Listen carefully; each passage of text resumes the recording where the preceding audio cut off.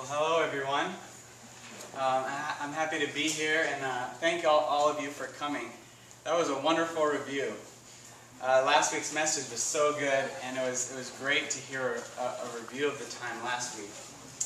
As you know, this past semester we've been going over the general topic of the God of Abraham, Isaac, and Jacob. And in the past 4 weeks, we've been spending time covering the life and experiences of Jacob. And we've seen how important of a figure he is in the Bible. And not only that, how much we can relate to his experiences. And today we're going to continue and have another message on Jacob.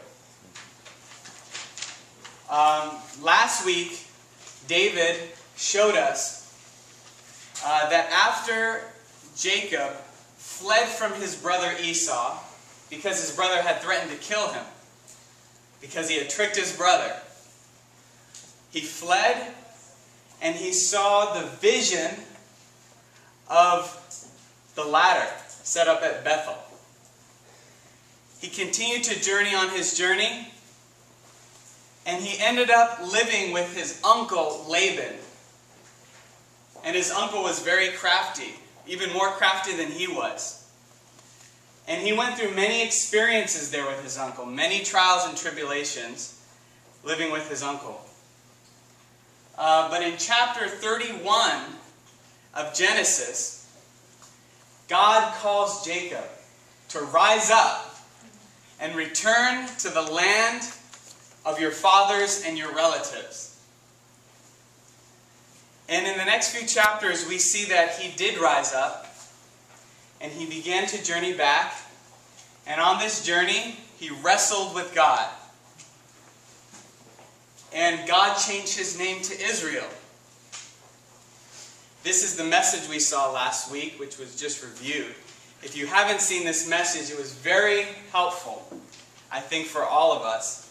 You can go to the YouTube address at the bottom of your verse sheet to watch the video.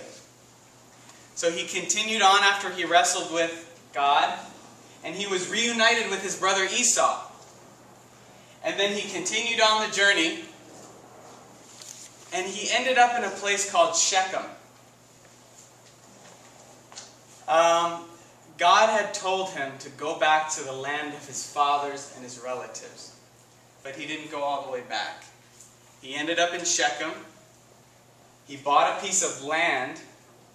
He built a house, and he and his family dwelt there. Now you can say that the fact that he didn't make it back to the land of his fathers and relatives, maybe this was a failure. But something significant did happen when he was in Shechem.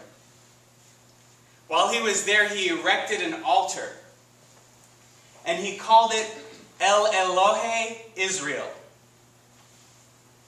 What El Elohe Israel means is God, the God of Israel. Now you remember when he wrestled with God, his name was changed to Israel. So basically what this means is he was saying, the God of myself, my God. So here, Jacob made some progress. No longer was God only the God of his grandfather, Abraham. No longer was God only the God of his father, Isaac. But here in Shechem, God became his personal God and experience. And this is something that we all have to go through. Some in this room may have grown up in Christian families. Well, there has to be the day when your parents' God becomes your God in experience. Or maybe it's just the God that you've heard about from your friends. You've heard about this Jesus. There has to be the day when their God becomes your God in experience. So here there was some progress. God became his God. And actually, this progression was very good. But we'll see today that God that the Lord wanted to bring him into a deeper experience of God. And in chapter 35 of Genesis, we have a crucial and radical turn from the individual experience of God to the corporate experience of God. And so this is what we want to get into today.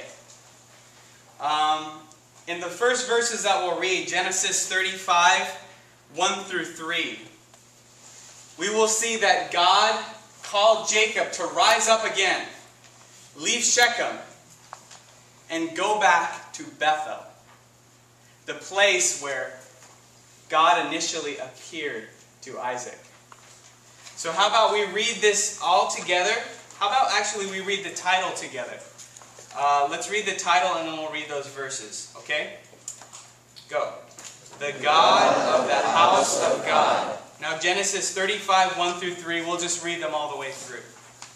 And God said to Jacob, rise up and go up to Bethel, and dwell there, and make an altar there to the God who appeared to you when you fled from your brother Esau. Then Jacob said to his household, and to all who were with him, put away the foreign gods that are among you, and purify yourselves, and change your garments, and let us rise up and go up to Bethel, that I may make an altar there to the God who answered me in the day of my distress, and has been with me wherever I have gone. So first we see that God calls him to rise up and go to Bethel. Does anyone remember from the previous messages what Bethel means? Anyone? The house of God, that's right. So he called him to come back to the house of God. And today, what is the house of God in our experience? Actually, there are two verses right underneath the verses from Genesis. Maybe we can read these two verses. 1 Timothy 3:15 is the first one. Maybe the guys can all read that together.